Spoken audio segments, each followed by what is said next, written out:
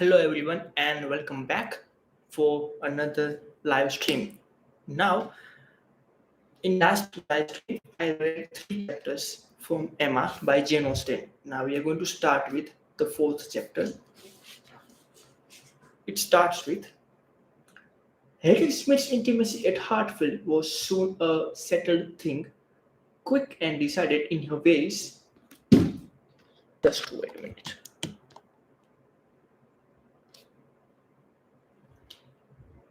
Emma lost no time in inviting, encouraging, and telling her to come very often. And as the acquaintance increased, so did the satisfaction in each other. As a walking companion, Emma had very early foreseen how useful she might find her. In that respect, Mrs. Weston's laws had been important. Her father never went beyond the shrubbery where two divisions of the ground sufficed him for his long walk, or his short as the year varied. And since Mrs. Weston's marriage, her exercise had been too much confined. She had ventured once alone to Randalls, but it was not pleasant, and a Harriet Smith, therefore, once whom she could summon at any time to a walk, would be a valuable addition to her privileges, but in every respect. As she saw more of her, she approved her and was confirmed in all her kind designs. Working man reads, Hello, thank you for joining. Harriet certainly was not clever, but she had a sweet, docile, grateful disposition, was totally free from conceit, and only desiring to be guided by anyone she looked up to. Her early attachment to herself was very variable, and her inclination for good company and power for appreciation what was elegant and clever showed that there was no want of taste, though strength of understanding must not be expected altogether. She was quite convinced of Harris, which is being exactly the young friend she wanted, exactly the something which her home required. Such a friend as Mrs. Weston was out of the question. Two such could never be granted, two such did not want. It was quite a different sort of thing. A sentiment distinct and independent, Mrs. Weston was the object of a regard which had its basis in gratitude and esteem.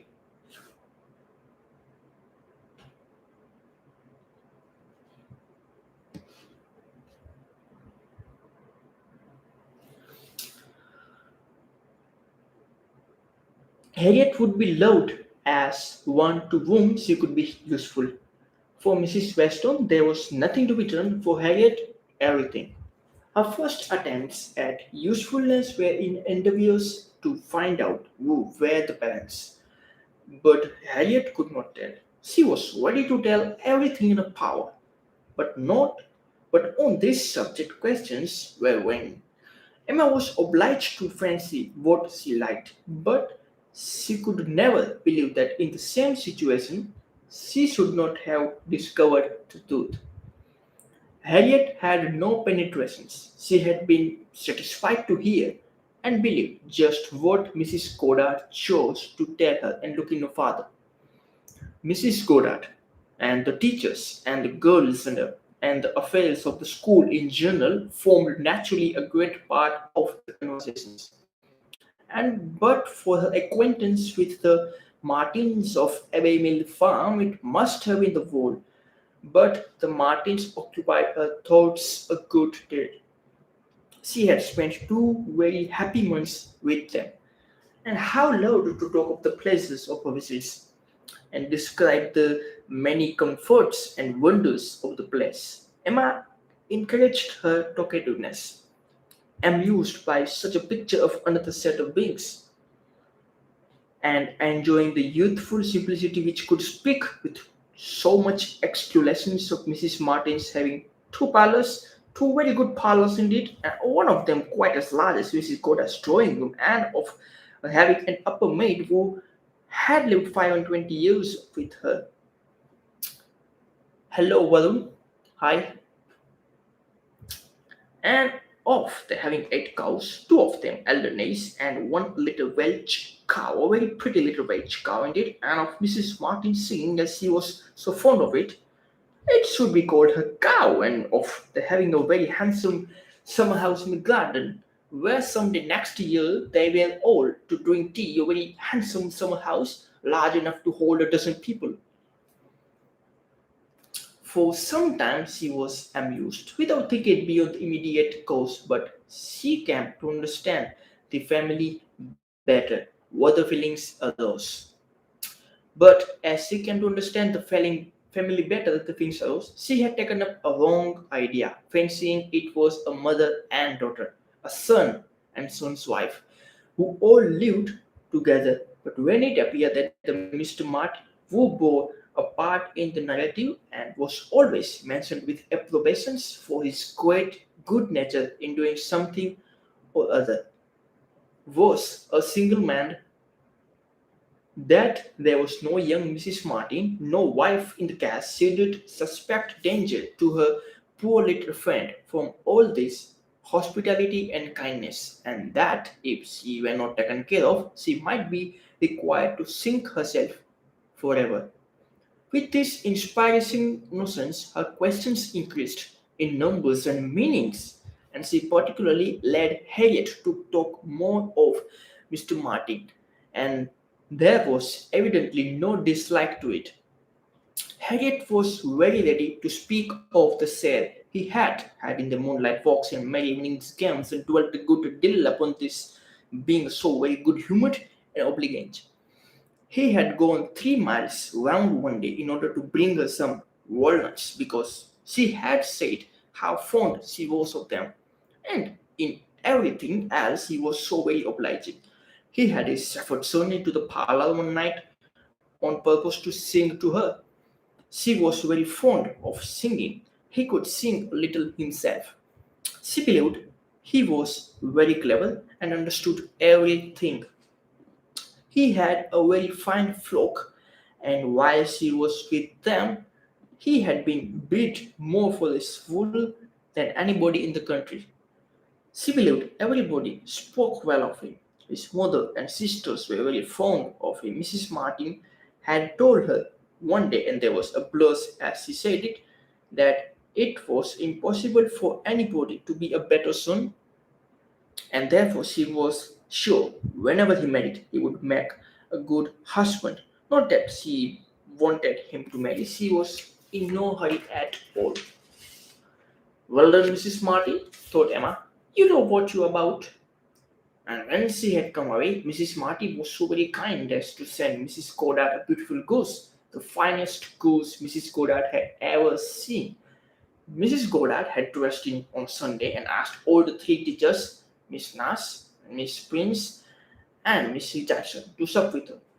Mr. Martin, I suppose, is not a man of information beyond the line of his own business. He does not read. Oh, yes, that is. No, I do not know, but I believe he has a very good deal, but not what you would think anything of. He reads the agriculture reports and some of the books that lay in one of the window seats, but he reads all of them to himself. But sometimes, of an evening, before we went to cards, he would read something aloud out of the elegant excerpt, very entertaining, and I know he has read the Vicar of Wakefield.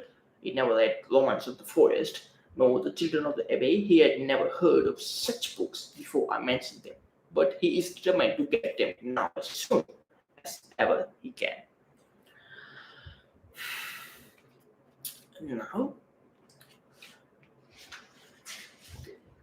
so the fifth chapter starts as we move on.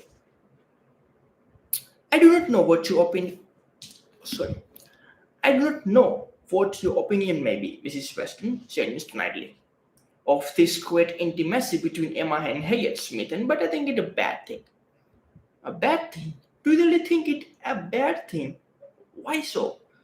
I think they will neither of them do not do the other any good. You surprise me. Emma must do Harriet. You surprise me. Emma must do Harriet good, and by supplying her with a new object of interest, Harriet may be said to do Emma good. I have been seeing their intimacy with the greatest pleasure. how very different we feel. Not think they will do each other any good. This will certainly be the beginning of one of our quarrel about Emma, Mr. Knightley. Perhaps you think I am come on purpose to quarrel with you, not Western to be out, and that you must still fight your own battle. Mr. Weston would understand. Mr. Weston would undoubtedly support me if he were here, for he thinks exactly as I do on the subject. We were speaking of it only yesterday, and agreeing how fortunate it was for Emma that there should be such a girl in Highbury for her to associate with Mr. Knightley. I shall not allow you to be a fair judge in this case. Yes, so much used to live alone that you do not know the value of companion, and perhaps no man can be a good judge of the comfort of a woman feels in the society of one of our own sex. After being used to it all her life, I can imagine your objections to Harriet Smith. She's not the superior young woman, which Emma is trained out to be, but on the other hand, as Emma wants to see her better informed, it will be an inducement to her to read more herself. They will read together. She means it, I know. Emma has been meaning to read more ever since she was 12 years old. I have seen a great many of lists of her drawing up at various times of books that she meant to read regularly through. And very good lists they were, very well chosen and very neatly arranged, sometimes alphabetically and sometimes by some other rule. The list she drew up when only 14, I remember thinking it did her judgment so much credit that I preserved it sometime. And I dare say she may have made out a very good list now, but I have done with expecting any course of steady reading from Emma. She will never submit to anything requiring industry and patience, and subjection of the fancy to the understanding, where Miss Taylor failed to stimulate. I may safely affirm that Harriet Smith will do nothing. You never could persuade her to read half so much as you wished. You know you could not. I dare say, replied Mrs. Weston, smiling, that I thought so, but since we have parted, I can never remember Emma's omitting to do anything I wished. There is hardly any desire to refresh such a memory as that, said Mr. Knightley, feelingly, and for the moment or two he had done. But I, he soon added, who have had no such charm thrown over my senses, must still see here and remember Emma is spoiled by being the cleverest of her family. At 10 years old, she had the misfortune of being able to answer questions which puzzled her sister at 17. She was always quick and assured, Isabel slow and different, and ever since she was 12, Emma has been mistress of the house and of you all, and her mother she was the only person able to copy with her. She inherits her mother's talent and must have been under subjection to her. I should have been sorry, Mr. Knightley, to be dependent on your recommendations, but I quitted Mr. Woodhouse's family and wanted another situations. I do not think you would have spoken a good word for me to anybody. I am sure you always thought me unfit for the office I held. Yes, and he said, smiling, you're better placed here, very fit for a wife, but not at all for governance. But you were preparing yourself to be an excellent wife all the time you were at Hartfield. You might not give Emma such complete education as your powers would seem to promise, but you were receiving a very good education from her on the very matrimonial point of submitting your own will and doing as you were bid. And if Weston had asked me to recommend him a wife, I should certainly have named Miss Taylor. Thank you. There will be very little merit in making a good wife to such a man as Mr. Weston. Why, to own the truth, I am afraid you are rather thrown away, and that with the very disposition to bear, there will be nothing to be borne. We will not despair, however. Weston may grow cross from the wantonness of fortune, or his son may plague him. I hope not that. It is not likely. No, Mr. Knightley, do not foretell vexations from the quarter. Not I, indeed. I only name possibilities. I do not pretend to Emma's genius for foretelling and guessing. I hope with all my heart the young man may be a Western merit and Churchill and fortune. But Harriet Smith, I have not half done about Harriet Smith. I think her the very worst sort of companion that Emma could possibly have. She knows nothing herself and looks upon Emma as knowing everything.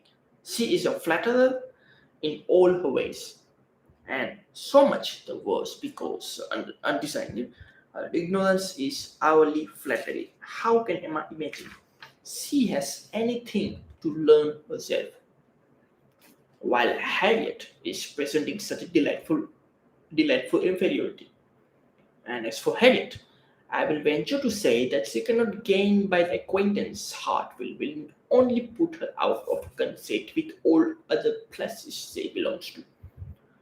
She will go just refined enough to be uncomfortable with those among whom birth and circumstances have placed her home.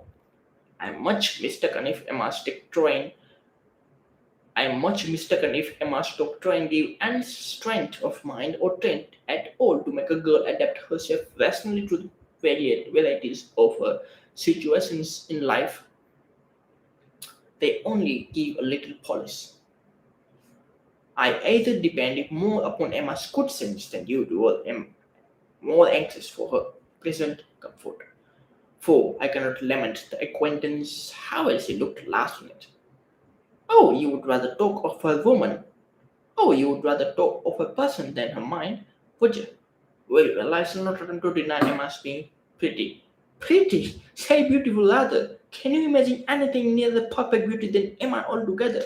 Face and figure, I do not know what I could imagine, but I confess that I have seldom seen a face or figure more pleasing to me than hers.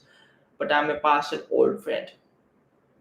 Such an eye, the true hazel eye, and so brilliant. Regular features, open contentions, with the complexions, what a bloom of full health, and such a pretty height and size, such a firm and upright figure. There is a head, not merely in a bloom, but in her air, her hat, her glance. One hears sometimes of a child being the picture of health. Now, Emma always gives me the idea of being the complete picture of grown up health. She is loneliness itself, Mr. Knightley, is not she? I am not a fault to find with a person, he replied. I think her all you describe. I love to look at her, and I will add this place that I do not think her personally vain. Considering how very handsome she is, she appears to be a little occupied with it. Her vanity lies another way. Mrs. Weston, I am not to be talked out of my dislike of Harry Smith or my dread of its doing them both harm. And I, Mr. Knightley, am equally stout in my confidence of its not doing them any harm. With all dear Emma's little faults, she is an excellent creature. Where shall we see a better daughter? A kind of sister or true friend? No, no, she has qualities which may be trusted. She will never lead anyone really wrong. She will make no lasting blunder where Emma is once. She is in the right 100 times. Very well, I will not plague you any more. Emma shall be an angel, and I will keep my sleep. Emma shall be an angel, and I will keep my spleen to myself till Christmas, thinks Joan and Isabel. Joan loves Emma with a reasonable and therefore not a blind affections, and Isabel always thinks as he does, except when he is not quite frightened enough about the truth, and I am sure of having their opinions with me.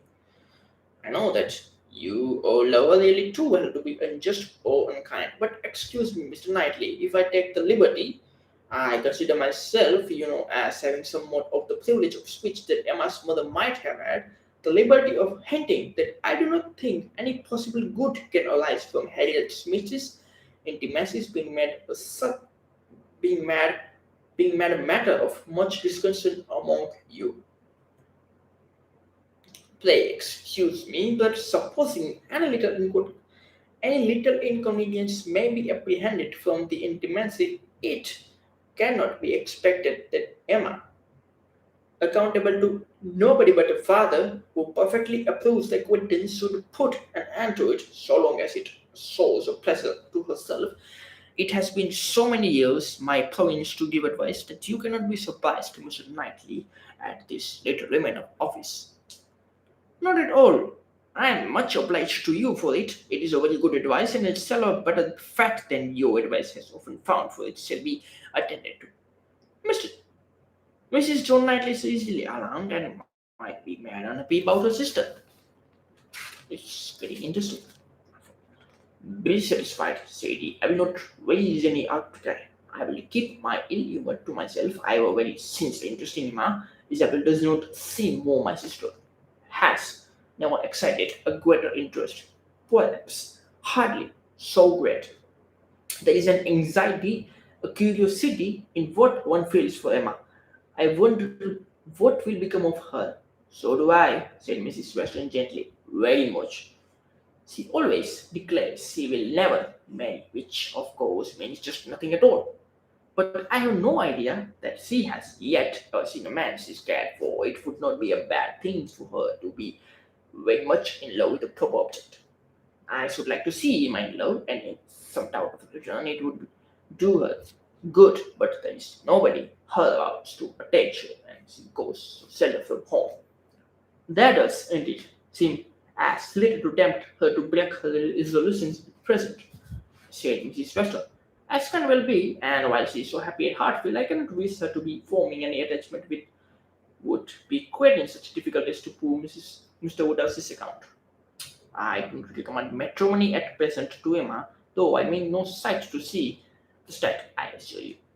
Part of her meaning was to conserve some fairy thoughts of her own and Mr. Weston's on the subject as much as possible. There were ways and runners respecting Emma's destiny, but it was not desirable to have them suspected, and the quiet transition which Mr. Knightley soon afterwards made to.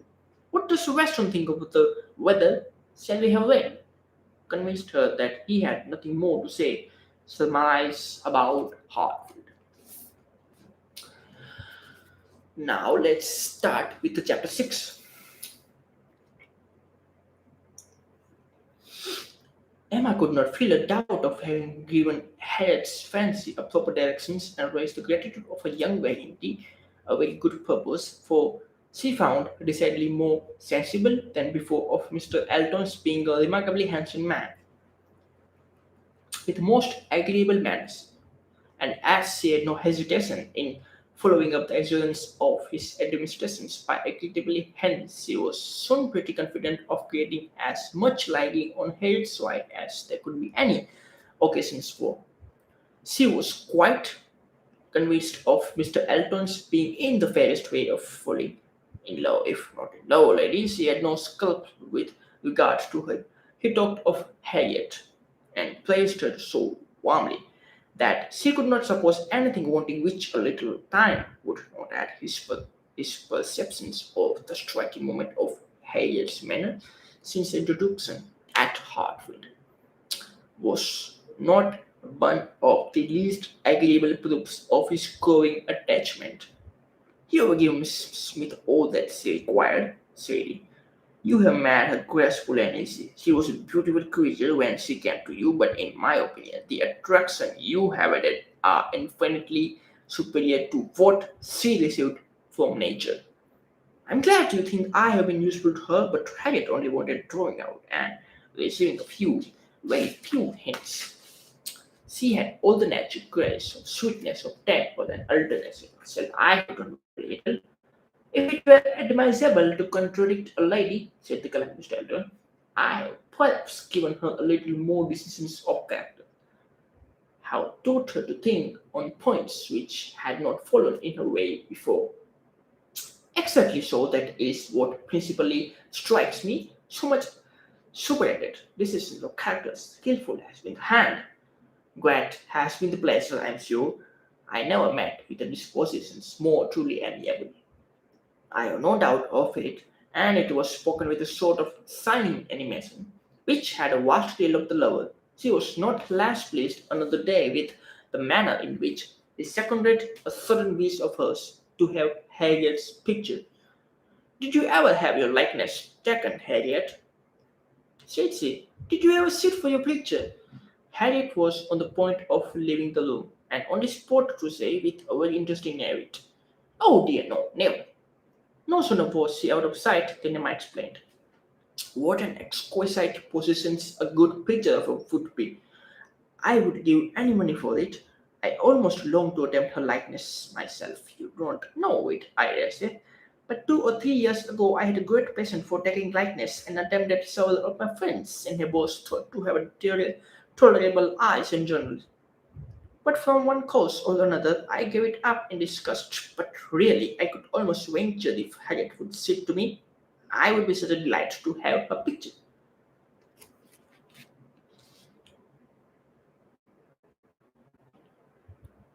Just give me a minute.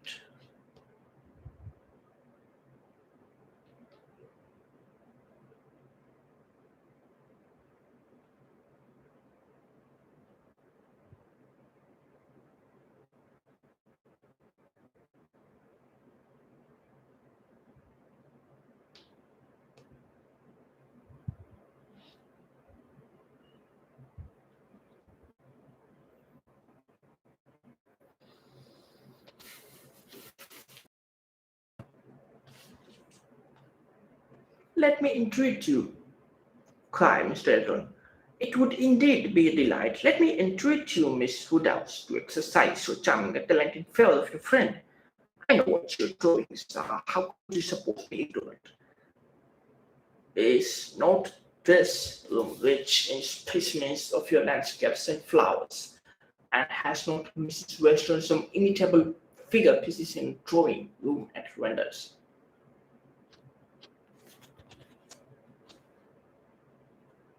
Yes, good man, thought Emma. But what has all that to do with taking likeness? You know nothing of drawing. Don't pretend to be in rapture about mine. Keep your raptures for Harriet's face. Well, if you give me such kind encouragement, Mr. Elton, I believe I shall try what I can do. Harriet's features are very delicate, which makes a likeness difficult, and yet there is a peculiarity in the shape of the eye and the lines about the mouth which one ought to catch. Exactly so, the shape of the eye and the lines about the mouth. I have not a doubt of your success. Pray attempt it. As you will do it, it will indeed, to use your own words, be an exquisite positions.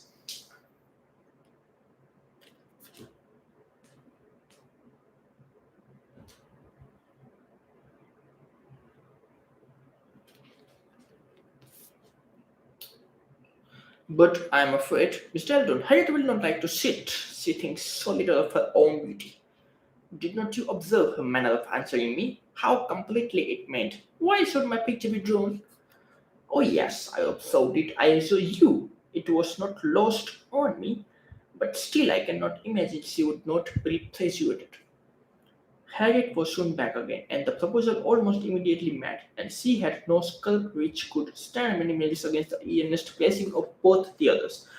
Emma wished to go to work directly and therefore produced the portfolio containing her various attempts at portraits, for not one of them had ever been finished, that they might decide together on the best size for Harriet.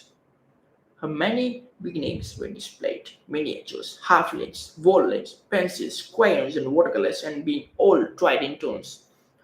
She had always wanted to do everything and had made more progress both in drawings and music than many might have done with so little labor as she would ever submit to. She played and sang and drew in almost every style, but steadiness had always been wanting, and in nothing had she approached the degree of excellence which she would have been glad to command, and ought not to have failed of. She was not much deceived as to her own skill either as an artist or a musician, but she was not unwilling to have others deceived, or sorry to know her reputations for accomplishment often higher than it deserved. There was merit in every drawing. In the least finished, perhaps the most, her style was spirited, but had there been much less, or had there been 10 times more, The delight and admiration of our two companions would have been the same. They were both in a serious ecstasies. Politeness, please, everybody, and Miss Woodhouse's performance must be capital. No great variety of faces for you, she remarked. I had only my own family to study for. There is my father, another my father, but the idea of sitting for his picture made him so nervous that I could only take him by stealth. Neither of them very liked, therefore, Mrs. Weston again and again and again. You see, dear Mrs. Weston, always my kindest friend on every occasion. She would sit whenever I asked. There is my sister, and really quite her own little elegant figure and the face not like I should have made a good likeness of her if she would have sat longer, but she was in such a hurry to have me drawn her four children that she would not be quiet. There they are, Henry and John and Bella, from one end of the seat to the other, and any one of them might do for any one of the rest. She was so eager to have them drawn that I could not refuse. But there is no making children of 3 or 4 years old stand still, you know. Nor can it be very easy to take any likeness of them, beyond the air and complexion, unlike the closest featured than any of Mamma's children ever were.